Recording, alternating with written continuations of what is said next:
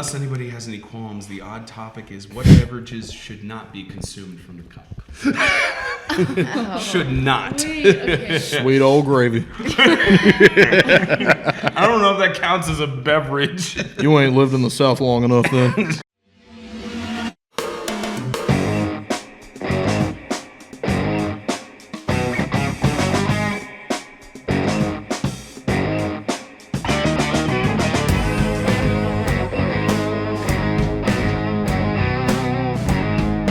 Once again from Reese Pfeiffer Hall in Tuscaloosa, it's another exciting episode of the Alabama Frozen Hour. Yes, my vocal cords are shot, but we're still going to go through this anyway. We have two special guests on the show, and we also welcome the return of Hannah for the spring semester. We get to talk about the Division I men's team and their run in the College Hockey South Playoffs this past weekend, as well as the obvious, the women's team and their successful run that is still in motion. Welcome to everyone watching or listening around the world. I'm Spencer Tomsett alongside Preston McAlhany, Hannah Alpern, as well as Keara Duffany, and the 2025 College Hockey South Women's Division Championship Cup.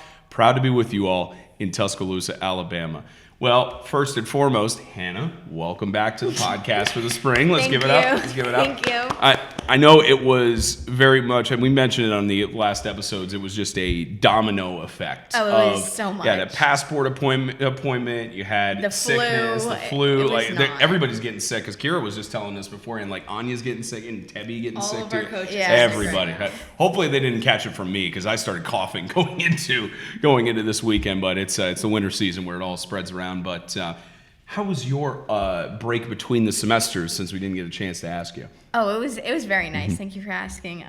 It was extremely restful and relaxing, which between semesters I feel like is much needed. Yeah. And a lot of people, props to the people who can take classes over like winter break, because that cannot be me. I need that relaxation, but yeah, that wintermester is that whole grind. I mean, summer break, when you take classes in that section for like 2 or 3 weeks to complete it, that's still enough as a challenge as it is. But doing that over it's like a 2-week. I've never done it. I could never do it. Right. I would never go down that route. And I know I've got to say one thing. Preston was showing his support for the women's team. You were at the baseball game, like watching the semifinal on your smartphone. Like, talk about the dedication and support from this guy. But did anybody give you any looks? Did you just have the audio off on your phone, or did anybody look at like, why are you watching a game when there's one in front of you? Oh, no. So it was like baseball fan day, so it was kind of like a scrimmage going on, right? And there weren't that many people there, so I was like, you know what? Turn it all the way up. I want to hear my boy Spencer. We've been working all season. I want to pretend like I'm there. It's not complete until I hear the voice. He also texted me during, I think it was the championship game, because our equipment did not have any cough buttons on it. So I was doing my best to take the headset off, keep it as distant as I could while I was essentially coughing my lungs out. And he texted me saying, is it you or Will who's coughing a lung up right now? So I'm like, so I had to apologize several times on air to get through it. But it was well worth the voice strain, and appreciate your support on that. So before we get into the actual championship stuff, wow, how did we pull off that on-location show? Like, I know of the 4 people at this table, you and I were the only ones there because these two had scheduling conflicts, but I don't know how we pulled it off. I don't know how we got it done. I still don't know how much we raised. I know there's some preliminary numbers that have been talked about, but wow, what a night at Jalapenos as we're recording this 8 days ago. I know. It was just the food was so good. The environment was so good. A shout out to Giovanni for hosting us and just giving us an absolutely great time, and all the free food and free drinks. It was just one of the best experiences I've had here at UA.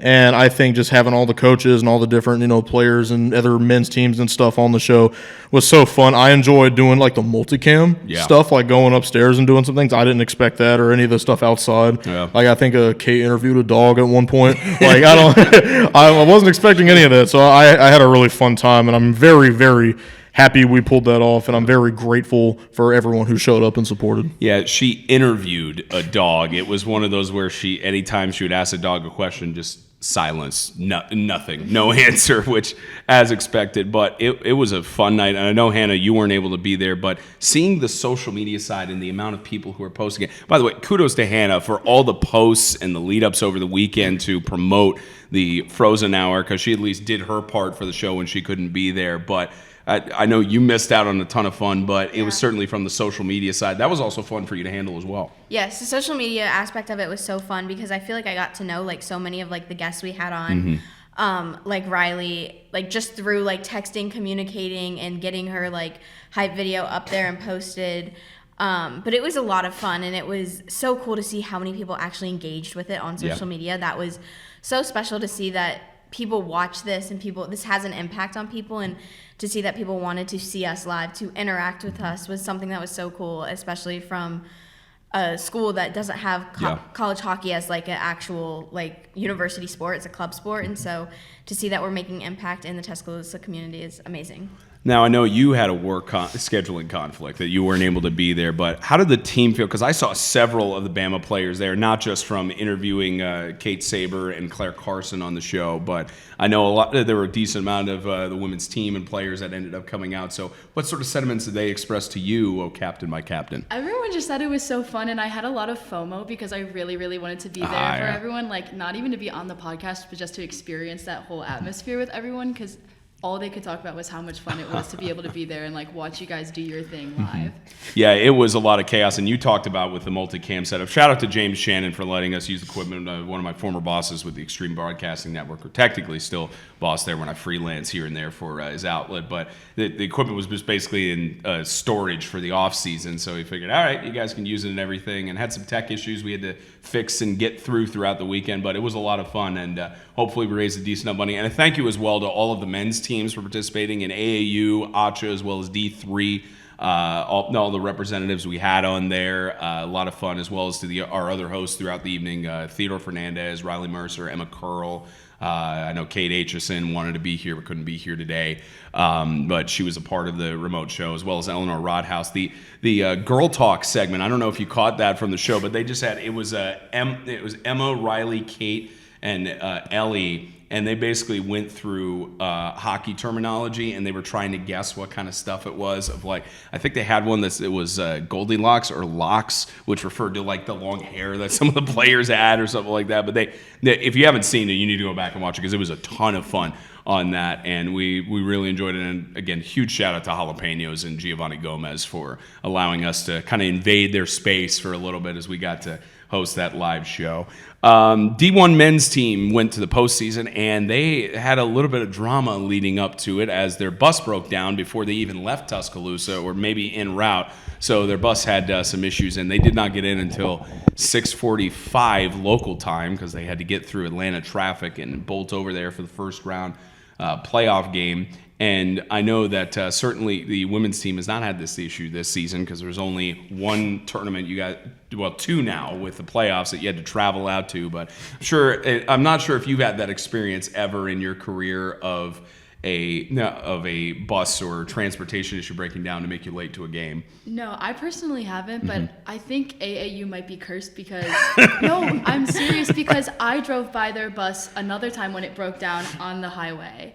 We were driving out to Pelham, and I was driving down the highway like 15 minutes away from here, and I see like the bus pulled over on the side, and I look out and I'm like, oh my gosh, I think that's Oldham. I literally saw the AAU guys taking their bags out of the bus so that like all their interns could drive them to Alpern. Oh my goodness. Oh my So this isn't even the first time it's happened this season. Oh man. That was this season too? Yeah, it was Jeez. a few weeks ago. Oh my gosh. They might need to charter a different bus company if they have that option, because if it keeps breaking down like that. And you mentioned the team continued to have bad luck.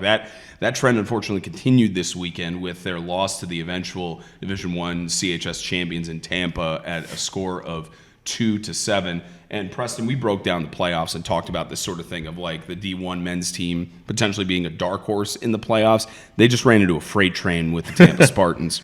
Yeah, I mean, I said they were a dark horse. Obviously, that did not end up being the case, but I think we kind of knew going in that the D1's team was kind of at a massive disadvantage. I mean, they went into that thing very last seed, only one win into the regular season, and it was one of those things where the only thing you could really do is just think, okay, it's a blank slate. All these teams, just pretend they're all reset to zero and just see what happens. And unfortunately, we saw what happened. They didn't win. They did come away with a victory in the 5th place game, but it just didn't turn out well for the D1 team. But I think they kind of gave themselves a nice opportunity here to look towards the future and kind of see what they can build off of from this season and maybe work towards having a better season next year. Now, you already brought it up with their win in the 5th place game, 7-4 against the Gators. And what I love is the solidarity between the teams because I believe Will Morrow and I were calling that game, or one of us were. And we look up in the rafters, and granted, they had the women's ceremony of awards and things after the consolation game, but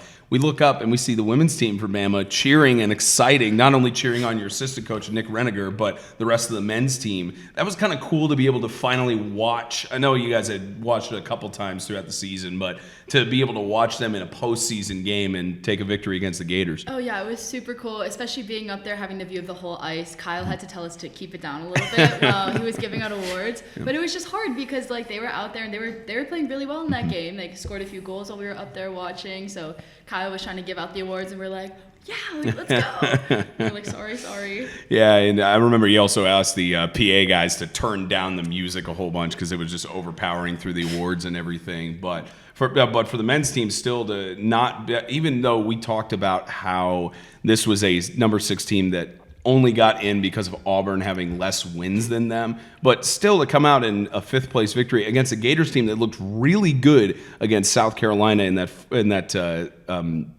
first round, the semifinal game. It was still pretty impressive to see that play out. Yeah, I think on that last podcast before the remote show, when we were talking about that, one of the things I mentioned was that Florida was one of those actual dark horse teams that could actually take it all the way. And we kind of saw a nice little hint in their first round game where it was like, okay, they have the potential. They're playing against some of the better teams. And I think when they came to Alabama at that point, the D1's team was just like, okay, we got to win something. And I love this because this is just a further testament of that Bama standard that we see across all sports. It doesn't matter that they knew they weren't going to the championship. It's the fact that they had another game in front of them and they needed to win that game. Yeah. And that's just one of those beautiful things I love about all the sports here. And even what we just said before about the women's team, rooting on the men's team through all that, Coach Murphy, the head coach of the softball team here at Alabama, he always preaches about the word mudita, which is basically a word that means to have joy in others, and that's to root for other sports and to root for your teammates and always be happy that other people are succeeding. And I think Alabama showed just amazing examples of that over the weekend. Yep, and then AAU, after winning the 5th place game, went on the bus, went back to Pelham, but not the case for this amazing women's team that has had a historical season thus far. For last thing I will say before we get into the trophy and how this weekend and everything went down, our congratulations are due for this graduating senior who got accepted into physical therapy school. So yes. Congratulations. We saw that on social media, and I don't know if the name Delaney Williams means anything to you. She just graduated last year from Bama, and she also got accepted into PT school out in California as well. She was our statistician for the adapted athletics team. So now I know 2 people who have gone through the capstone and are going on to PT school. But I'm sure that had to be a moment of joy for you that even though you're leaving hockey behind, you're at least able to go on to the next phase. It's very exciting. I've loved my time here in Alabama, but I'm very much ready to go back home, start PT school, and who knows, maybe I'll start another team there. Yeah, that would be great because you have an example in 2 grad students, 2 or 3 on your team that have already shown here's how you manage being in club hockey, but also handling the business and the graduate side, or even one of the players at the PhD level being able to balance it. So you've at least got a good example to follow with them. Exactly. I can ask them how they do it. We'll figure it out. But this weekend, I want to get into this USF match, but you think about how this whole journey started, and I think this may be the only time we have a guest on here twice. Maybe down the road we get somebody else on here later for the Frozen Hour, but very much fulfilling because right now this trophy is in a 3-day rotation between each of the players. So Keara, this is technically, you said, your 2nd day of having this trophy before it rotates on to the next people, and when you think about, and you've talked about this many times with you and Savannah and the rest of the Grow the Game team about we want to start a women's hockey team, and your preseason expectation was to win the Natty. We're going all the way. The boxes have started checking off on getting to that point. So when you think about how this became just a concept and an idea to now being able to hold this trophy and the celebrations you all have had over the weekend, How fulfilling has it been throughout these last couple of days? It's been incredible. I can't even tell you how many times that I cried on Sunday. Aw. Happy tears, like all happy Yeah. tears, but like we always knew that we could win it. We always said we were going to win it all, but it actually happening and like coming true felt so surreal and just like I was speechless. Oh, yeah. Yeah, and how, like, I want to know, like, how did, like, when, like, the buzzers sounded on Sunday, what was those emotions and feelings Just like? excitement, just utter excitement, like because there was a last whistle with 9 seconds left and we knew what we had to do. We just had to eat it, like just keep it out. And I was watching the clock, watching the puck along the boards. I'm like, oh my gosh, it's gonna happen, and it goes, and it's like, oh my gosh, like this is real, this is real. And I just turned around, I like jumped up and down. I think I might have looked mad because I looked like I was throwing a tantrum because I was just like jumping up and down and like pumping my arms, but I like did that and I hugged Nat and then everyone came over and it was just incredible. Yeah, and what were those, like, words that were said, like, once you guys knew that you had won the whole thing? I just said I love you to everyone. I was like, I love you guys so much. Yes. No, yeah, and I do have to ask because to backtrack a little bit, I think one of the fun things to see now, getting the first round bye. I know there's a little bit of frustration on the team's part, thinking you should have gotten the number 1 seed over Tampa with the tie, and especially the expectation of not necessarily knowing that your game in the Columbus Classic was going to be for seeding, but you still got the first round bye and the day of rest. Seems like you guys had a lot of fun getting up to Athens. I want to know what's the karaoke song of Keara Duffany, because it seemed like everybody was in on the singing festivities. So I had a couple. Me, Morgan, and I, we started it off to get everyone up. We sang the riff off from Pitch Perfect. Oh, man. We sing that before every game, actually, and we told everyone that by the end of the season and by playoffs, they had to have it memorized. So everyone started singing with us, which was a great way to start karaoke. And then Coach Tebby, sang It's Everyday Bro by Jake Paul. So I, of course, had to respond with It's the Fall of Jake Paul. So Adrian and I got up there and sang that. Oh. But that's how I do it. Were there any country songs during the karaoke that were sung?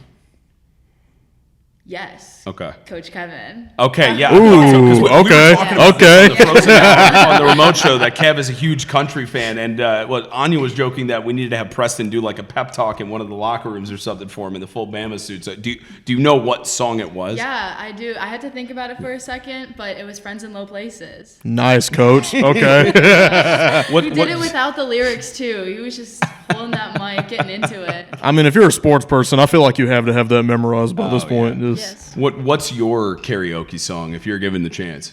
Okay, so I did one recently that I thought was really funny because it doesn't require me to sing. It just requires me to kind of get up and act really stupid. I do Love Shack by the B-52s. Love Shack. That's a good one. That is a good one. Now, we were talking about this before we started recording, and we know very well because Samantha Lance was on the show earlier, and she told us about the Tropicana orange juice and how everybody's shouting juice on the bench whenever they're trying to get her replenished. I know Bill Raftery says, how about those onions? But I think that has nothing to do with your guys' tradition. Where did the onions start? Okay, so funny thing, we get to our hotel Friday night. Me, Morgan, Tegan, and Rebecca, we're roommates sharing a room. We get up to our hotel room. Our door's open. It was like propped open with the little stopper, you know? Okay. So we're like, okay, weird. Coach Kevin and Coach Tebby are next door, so we knock on their door and we were like, hey, could you go check out our room to make sure nothing's wrong? Kevin walks in, he's looking around, and he goes, oh, hi. And we're like, is there someone in there? And then he opens the door, and there's a bag of onions sitting in our closet. There was just a bag of onions sitting in the closet of our hotel room. Stop. So we're like, okay, let's just drop our stuff in here, but let's go let the front desk know that our door was open and there's onions in here. So we go down and we tell them, we're like, hey, just want to let you know our door was open. And they were like, oh, well, housekeeping left late, but if you guys want a new room, we can make that work. And we're like, okay, yeah, there was also onions. And they're like, okay, yeah, we're getting you a new room. So we're like, okay, cool.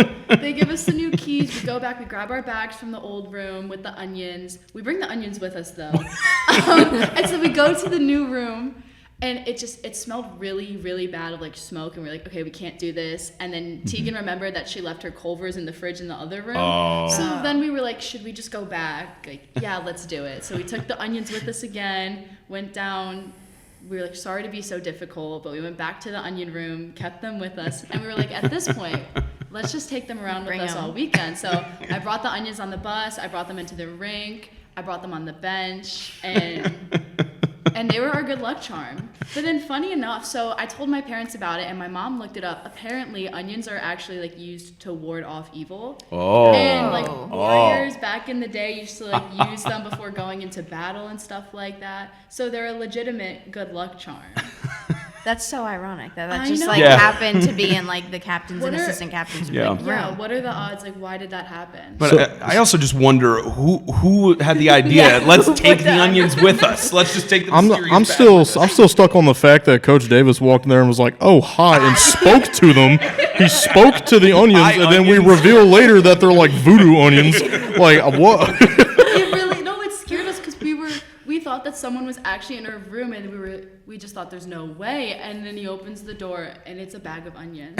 My question though is who just bought a bag of onions And and left put them. them And left in it the in a hotel room. They heard voices the night before and was like, "Okay, we Yeah. got to ward off the demons, man. Let's put these onions on the bed." Now, the hotel you guys stayed at, was it like a suite? Like, did they have a kitchen or anything Yeah, there like was that? a mini kitchen. We had Okay. a whole fridge, a little stove, dishwasher. Okay, maybe they were making French onion soup and they I just mean, forgot the onions. something, They just made maybe. French soup, which But I don't even know also, what it the is. onions were in the closet, Yeah, that. not the kitchen. Was the bag opened?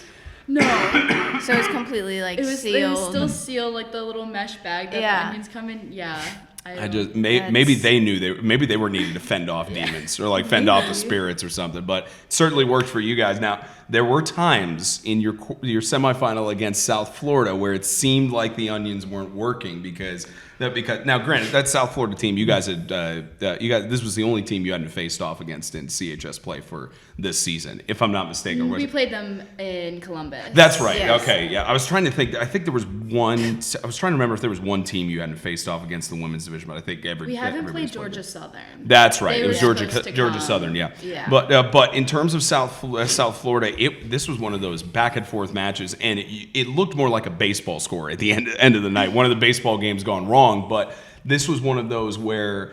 Especially for me, and I know Morrow was originally going to be on the show today, and he was my color analyst for several of the games. And we talked about how when you have these sort of matchups, like playoff hockey is just so different than the regular season, and it is hard to beat a team twice. And you were successful to do that against the Bulls. When you were on the ice and trying to do what you could to get this team through to the championship game, what do you think stood out the most as what impressed you from your opponent on the ice?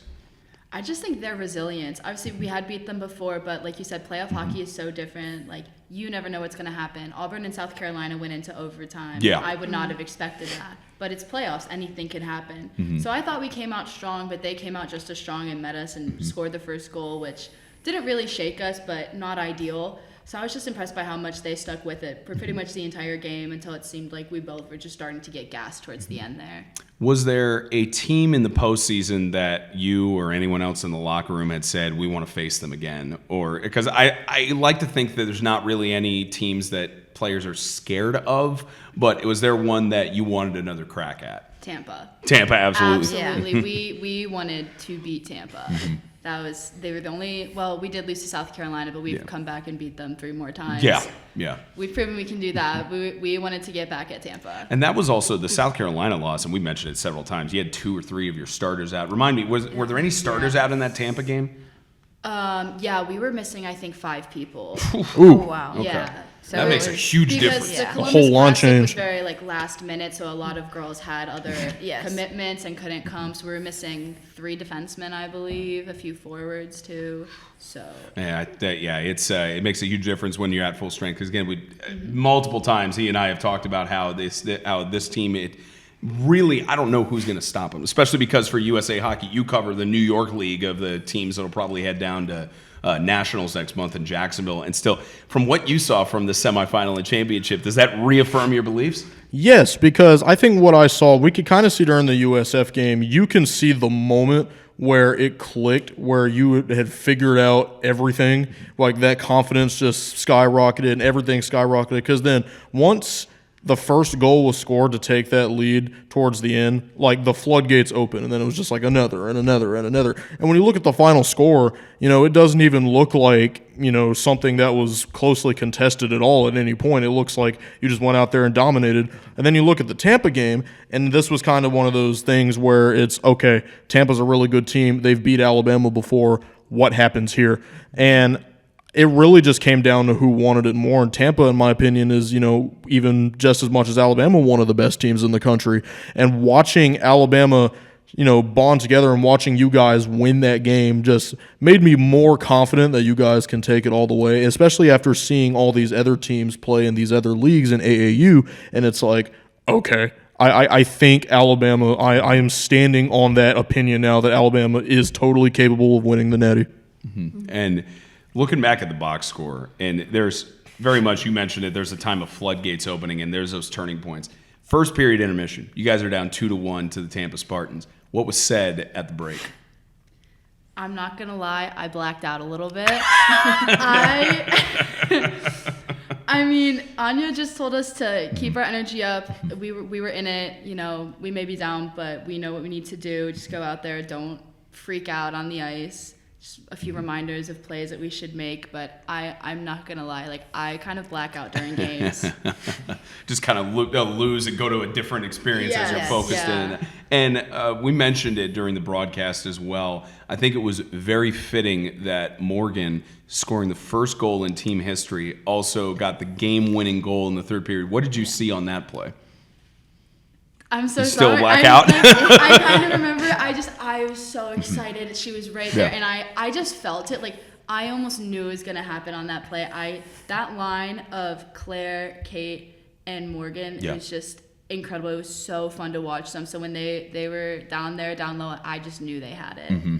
And throughout this season, we've seen how strong this team is, in every game, no matter the opponent. And I don't mean to completely dismiss the championship this weekend and everything, but what does it look like planning for Jacksonville and going forward into the rest of the postseason? I think it's just to keep our momentum going. We finished on such a high. Obviously, winning it feels great, but I think we just want to keep going up and up and up. Anya mentioned it during both games that we were going up, but we can't climax it. Just keep it going, keep moving up, and I think that's how we're gonna go into the rest of the postseason here. Yeah, you've already talked about how much pure joy you had when the buzzer hit, and how everybody was celebrating, because we could see that, especially from our vantage point and getting the trophy.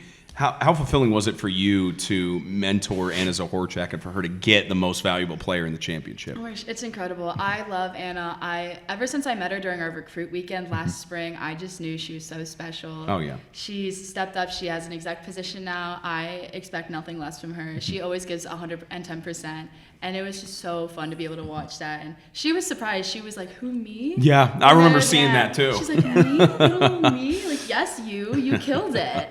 And I know it was decided before the game, but also to mentor Claire Carson, who got elected to the vice presidency. For her to get overall MVP for the league, that had to be special too. Oh, so special. But I knew that was happening. Oh, sure, yeah. I was like, if Claire doesn't get it, I'm sorry, something is wrong. And I may be a little bit biased, but genuinely, I think Claire is one of the best players. Yeah, it was a fight between her and Paige Ukes on the goals leader, but she was leading in almost every one of the other stat categories too. And it's a testament of how, as well, I think it was Samantha Lance also got all conference. I think Morgan got on that list, right? Or what? I'm missing the player. I think it was just Claire and Sammy. Okay, yeah, those two. But especially when we remember talking with Sammy of how she felt exhilarated when she even got Star of the Week or the Stars of the Month back last semester. So I'm sure that was also another one of those. Juice got it. I love the Juice got it. Yes, she's crazy. I love her.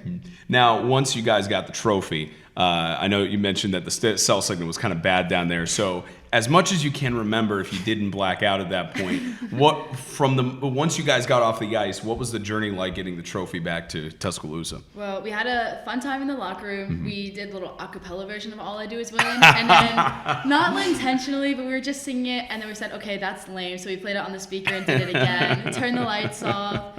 Had the cameras going, videos, pictures, everything, just celebrating the locker room. And then we brought it on to the bus, and it had a little not ceremony, but everyone waited for me to like bring it on, and I like I ran it down like the aisle in the middle of the bus, and then we were just vibing with it. I put the onions in it again for the bus ride home. Perfect. As you know, they're our good luck charm; they deserve it. The onions were in the cup, and the cup was safely sound in the back of the bus. So where are the onions now in Tuscaloosa? Yeah, that's a good question. They're in my freezer.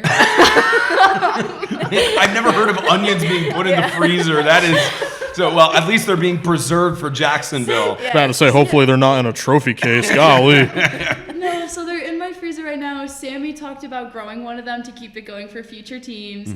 Naomi offered to let us use her backyard to plant the onions and just grow more. So I'm not sure the exact plan, but for right now, they're in my freezer. I remember seeing some social media photos. I saw Tebby hugging the trophy, like on the ride back. He was almost like asleep or unconscious, like hugging the trophy. It was like referencing that picture. Yeah. You know, yeah. So, but Tebby was having a good time. Was there?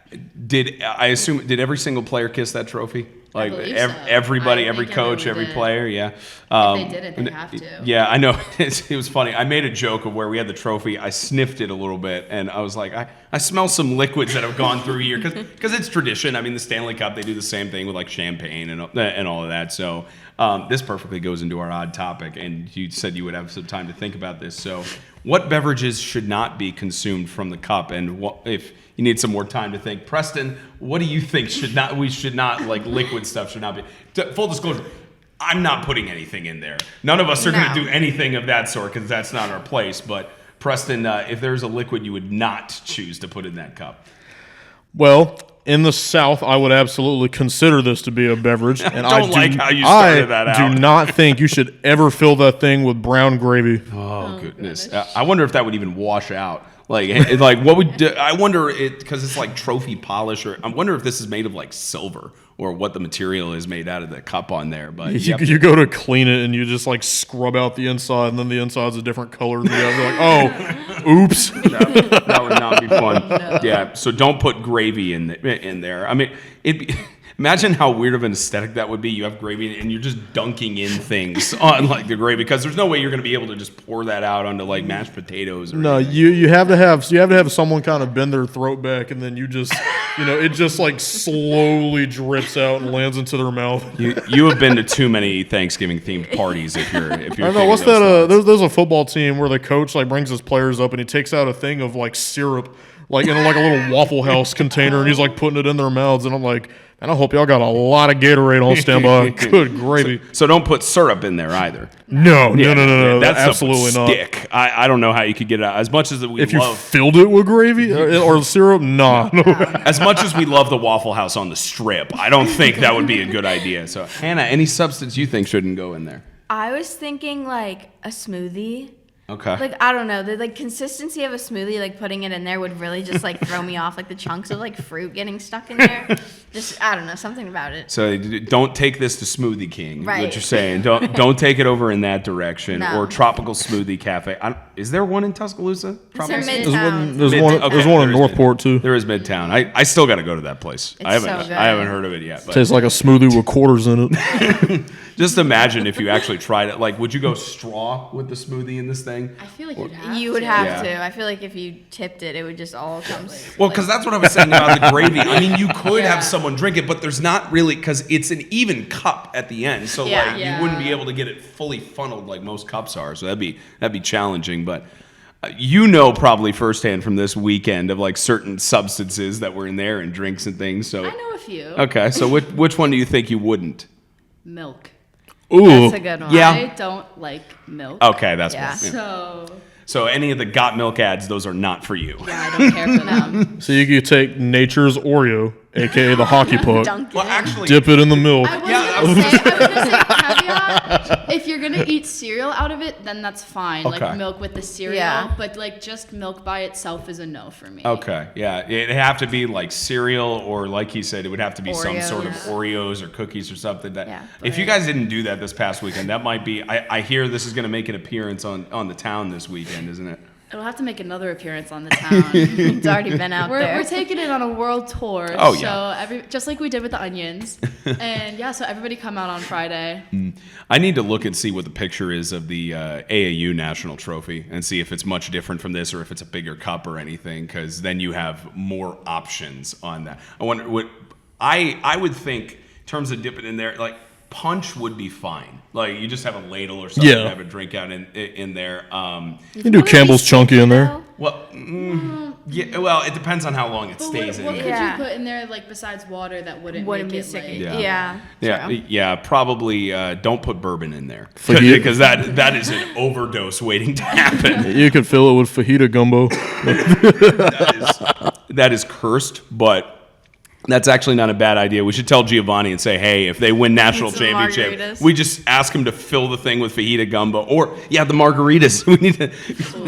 a margarita in there might kill someone too. Giovanni is so cool. Yeah, I think I told you this story. I told Hannah before we started filming. When we were setting up our equipment for the remote show, we're like 30 minutes before we're going on the air, and Giovanni comes over. He goes, does anyone want margaritas? Like, anyone want any drinks or anything? And of course, with Kate, Riley, and the girls, they're like, yes, I do. And I'm like, sip slowly. We got a show to do.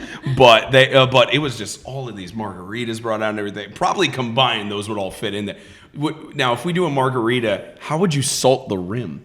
How would you get it to stay? Well, just like normal, you need like just a bigger plate, and then you dip it in something to make the salt stick. Okay. So then you could have salt all around here. Would it be like would we do a straw again for that? I think so. Well, if you're going to salt the rim, you got to be able to have the salt with it. I mean, you could have the straw in there. You would have to like scoop the salt or something with the straw or like scrape it and then. You could take like a barbecue brush and then just kind of like dust the salt on it. Yeah. Are you saying we put barbecue sauce in there? Yes. You talk about stickiness and where it'll actually stick there. We just dunk pork in there, brisket and everything. We're giving really bad ideas right now for the hockey team. This is a lot more than I thought we were going to get into with this. Now, we've gotten through the odd topic, but one thing that did strike my mind is you talked about nationals and AAU. So I know the reveal show, I believe, is this week in terms of the bracket and things, or within the next week that they're doing to announce who's going to nationals. And I even said on the broadcast, for all intents and purposes, you guys have clinched it. Because if you're a conference champion, how could you not get in, right? Mm-hmm. Especially with the rankings and things. But when you think about this team and the journey that's gone on and how you're continuing to check off the boxes, I know national championship has been the goal since day one, and I'm sure that's still the goal on there. When you heading into Jacksonville, I know, and you talked as well about Anya saying to keep the momentum up. How do you keep that trajectory going up as you try to get to the finish line? I think it's just acting the same way we have all season. We were saying this weekend that this is the most close-knit team that I've ever been on. Everybody gets along. It's great. The environment is incredible. So I think we have 3 more practices, and we just have to have everybody show up and show out each and every practice so we know we're going into Jacksonville with our best. It's and I'm sure the only challenge you'll have though is because I believe the D1 and Women's Nationals tournament leads into spring break, so you won't really have as many students around to celebrate with, other than maybe yourselves. Like I don't know, have you started your spring break plans yet? I have my plan set. Yes. So I wonder it's been in the discussion. I wonder who has the trophy during spring break, because unless there's several of the players who are in the rotation. Yeah, we haven't gotten that far into planning. Like I said, I have to make a list of the timeline of who's getting it when, so we might take a little break for nationals and spring break and then hit it up again afterwards. But I'll let you know when we make that decision. Oh, yeah. No, it should be a lot of fun. And not only that, Preston is going to be covering for USA Hockey, the AAU Nationals tournament, so I'll get to reunite with him a little bit, and we'll probably be exchanging a whole bunch of jokes off the air, talking about things. But as far as I'm aware, I'm going to be there. Should be a lot of fun covering that tournament once we get there. But first things first, get to celebrate the championship you guys have. But first and foremost, thank you for coming back on the show. We appreciate it. And as we are recording this, you guys will probably see it all on social media in the post. So this trophy is coming with me. It should not be with me. However, I'm going to be appearing on Tennessee Valley Living. The huge shout out to their producer Jocelyn Claiborne, who worked with the women's team and was a graduate of UA this past fall and making a documentary for the team and the journey you guys had. She asked, hey, could you come on the show for Huntsville? Initially, I was going to go on leading into the playoffs, but they were booked, so they went for the next week. And the moment they saw the trophy, the win, I immediately thought, this would be a cool aesthetic to have on the stage. And fortunately, she's willing to give up a day or two of her having the trophy, and Morgan and Tegan as well trusting me to be the keeper of the cup for an extra day. Very much appreciative to you for that, and appreciative of letting us have a little window into Keara Duffany and the women's team and the micro fraction influence we may or may not have had in terms of your guys' success. This is incredible to see it come to this fruition. And one more trophy, right? One more, of course. Yes. Preston, you got any final thoughts as we close out this episode? So normally I would joke around and say Baba Booey, but I do think I'm actually really excited to attend nationals. This will actually be my first road game, sing for Alabama, and I will be covering the Upstate New York Collegiate Hockey League. I might not absolutely be allowed to say this at all, but I'm going to say it anyways. Roll Tide. I will be rooting for you guys there. Hannah, any final thoughts on your end? I'm just excited to see what this team does going into the rest of the postseason and how it's all going to play out, because it's just been so amazing to see how far we've come just from back in August. Yeah, and hoping my vocal cords are recovered at that point. I think I've seemed pretty stable, right? Like, other than the couple of coughs, I'm sure people are frustrated about those. We also don't have mute switches on these, unfortunately, but hopefully I'll be recovered at that point. And I've already got some calls brewing on whichever of the teams on how some things roll. One last thing on the insights where I thought of that Denny Chimes thing in the last 45 seconds. Did you really? Yeah. That was good. Well, okay, I don't know how you come up with that stuff on the spot. When I was doing commentary, I could never. Well, so another insight to this, like last year when the women's wheelchair basketball team won the national championship, I was already premeditating it because they had won 3 straight years. The COVID year interrupted it. That would have been their 6th straight year. And I thought, okay, I got to integrate Legends Are Made here. What am I going to do? And that call was essentially, well, Tuscaloosa is the city where legends are made, and the legend of the Ryan Hines dynasty continues. 4 straight years, 5 of the last 6, Alabama on top, so on and so forth. And I thought, I was like, do I want to do Legends Are Made? Legend Was Made with this one. I'm like, no, because it's a conference championship. They got one more step that I could be calling. And last 45 seconds, I'm trying to think celebration. And for whatever reason, the song from Coldplay, Viva La Vida, came into my mind. I hear Jerusalem bells are ringing, and I thought, bells ring, Denny Chimes. Okay, got it. But I also had a call. If Tampa had won, I would have said, well, the women's division has only existed for 2 years, and Tampa remains on top. So, like, I had that in the back of my mind, too, especially because from last year's championship, they won in the last 2 minutes against South Carolina, tied 3-3 and went down. So I'm preparing for it and thinking, okay, this could happen.